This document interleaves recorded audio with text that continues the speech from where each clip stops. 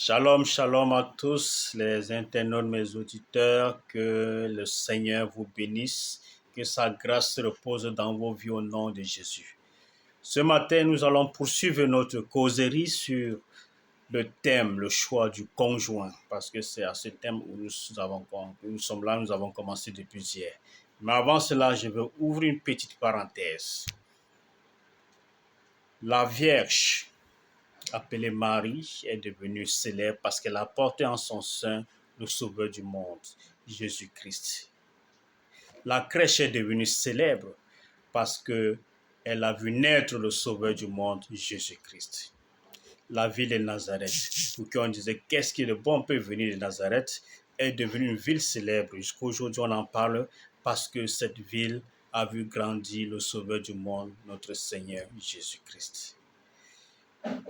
Cette femme qui avait une perte de sang est devenue célèbre, on en parle dans la Bible, parce qu'elle a eu foi, elle allait toucher le vêtement du Seigneur Jésus-Christ.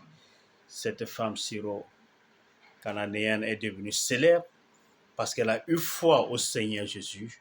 Aujourd'hui, elle est notée dans le plus grand livre du monde, qui est la Bible.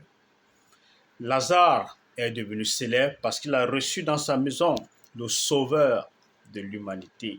Jésus-Christ est entré dans sa maison, il s'est senti coupable, indigne, il s'est repenti, il a restitué tout ce qu'il avait pris aux gens.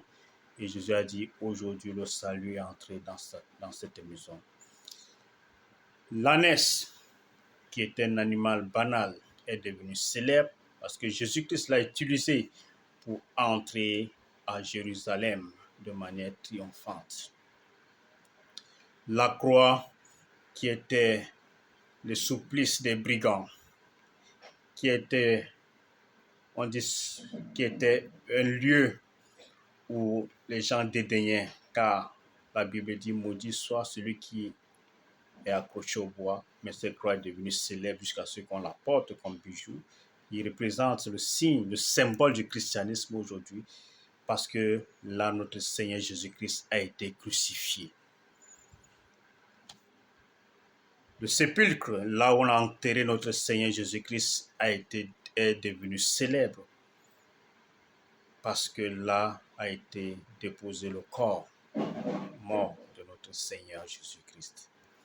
Donne ta vie au Seigneur Jésus-Christ et ta vie ne sera plus jamais la même. Accorde-lui une place dans ton cœur et tu verras, tu seras une personne célèbre pour la gloire de Dieu. Amen. Là, je ferme la parenthèse. Pour revenir donc sur les critères du choix du conjoint ou de la conjointe, une question nous a été posée et nous allons tenter de répondre rapidement. C'est celle de savoir, est-ce un péché de demander à une tierce personne de faire le choix de son conjoint, de ses parents? Non, je dis déjà non, que ce n'est pas un péché. Mais ce que nous devons savoir, c'est que c'est nous qui allons vivre avec le conjoint ou la conjointe.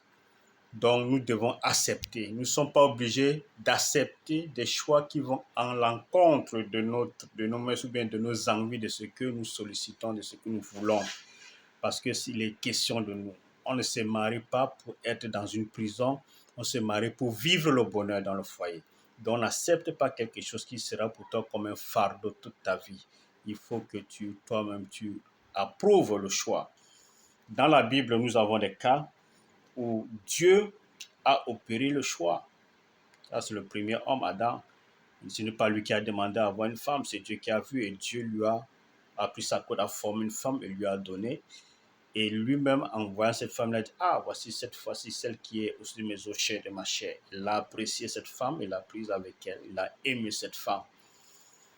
Nous avons vu le cas où c'est les parents qui choisissent aussi dans la Bible. Le cas d'Abraham, qui va choisir l'un de ses vieux serviteurs, Eliezer, pour envoyer dans la maison de sa parenté de l'enfant Isaac, pour choisir une femme. Il a choisi une femme, Rebecca. Et quand Isaac a vu Rebecca, la Bible dit qu'il l'aima. C'est dans Genèse chapitre 24. Également, nous voyons le cas où c'est l'homme lui-même qui choisit, le cas de Jacob. Dans Genèse 29, il est allé chez Laban, chez son oncle. Il a aimé Rachel, qui était la cadette. Il a proposé à son beau-père de travailler 7 ans pour épouser Rachel. Et c'est ce qui a été fait. Malheureusement, on l'a dupé pour lui donner l'aîné. Parce qu'on dit, dans la tradition, la cadette ne doit pas se marier avant l'aîné. Mais tout de même, celui qui a fait son choix. Il y avait deux possibilités, soit de choisir Léa ou de choisir Rachel, mais son choix s'est porté sur Rachel qui était l'amour de sa vie, l'amour de son cœur. Donc, il y a des cas où Dieu choisit, des cas où toi, tes parents peuvent le faire à ta place et tu approuves le choix, des cas que toi-même tu dois choisir. Donc, en choisissant, donc, il faut donc être conséquent. Ce que je voudrais ajouter en plus, bien aimé dans le Seigneur, c'est que ne te marie pas avec une soeur ou un frère parce que celui-là est spirituel, simplement. Ou bien parce qu'il est beau de figure, belle de figure. Ou bien parce que tu aimes sa compagnie, il te fait rire, il te fait donner de la joie. Non. Nous sommes tridimensionnels, esprit, âme et corps. Le mariage doit s'accorder, les trois doivent s'accorder.